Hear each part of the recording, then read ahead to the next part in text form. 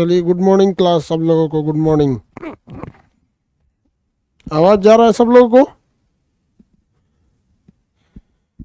इससे पहले क्लास में हम आपको कहाँ तक बताए थे? इससे पहले के क्लास में हम आपको विभिन्न धर्मों के बारे में बताए थे। जैन धर्म बता दिए थे आपको, बौद्ध धर्म बता दिए थे आपको, साथ में हम आपको शैव धर्म भी समझा दिए थे। ये सारे धर्मों के बारे में हम आपको कंप्लीट बता दिए थे। ठीक है, कंप्लीट बता दिए थे। अब आगे आपको ना पारसी धर्म बताना था। हम आपको बताए थे, कितने लोग बता सकते हैं? एब्राहिमिक रिलीजन में, एब्राहिमिक रिलीजन मतलब होता है, आपको बढ़ा दिए थे हम एब्राहिमिक रिलीजन। उसमें कितने धर्म आते हैं?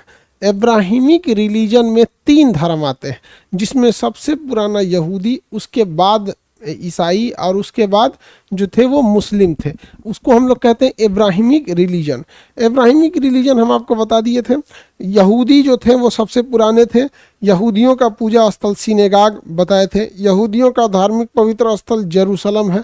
उनका जो पूजा स्थल सिनेगाग होता है, सबसे पुराना सिनेगाग जो है वेलिंग वाल है, क्योंकि उसकी बस एक ही दीवार बची है, इसलिए उसे वेलिंग वाल के नाम से जाना जाता है। एक ही दीवार ही बच गई है उसमें, सिनेगाग में। ये सारी चीज़ें बता दिए थे हम आपको। मोसेस यानी हजरत मूसा जो थे वो इस यहूदी धर्म के प्रवर्तक माने जाते हैं।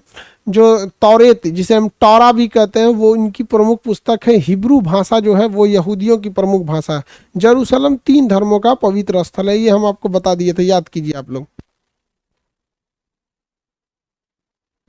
आगे बढ़ जाते हैं। इतना तक में कोई दिक्कत नहीं आप लोग को। शैव धर्म भी बताए थे आपको, भागवत धर्म भी बताए थे। आप याद कीजिए, ये सब के बारे में हम आपको बता दिए थे। लिंगायत था, कापालिक था, कालमुखी था, ये सब हम आपको बताए थे। पशुपतिक था, ये आपको हम लोग बता दिए थे। इसके अलावा वैष्णव धर्म भी हम आपको बता दिए थे।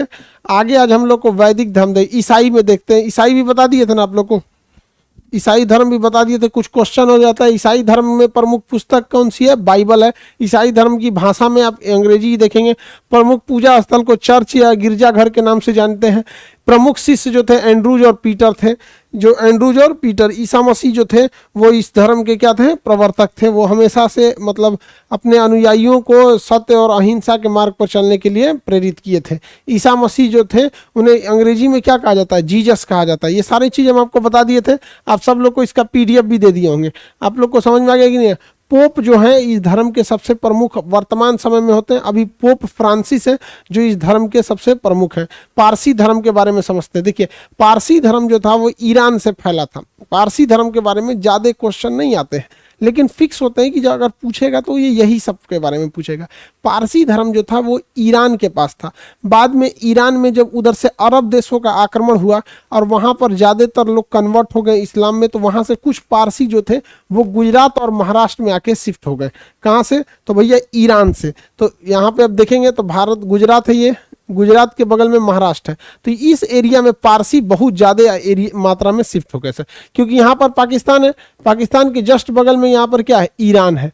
तो ईरान से पारसी कहाँ की ओर आ गए? गुजरात और महाराष्ट्र के सेक्टर में चले आए पारसी।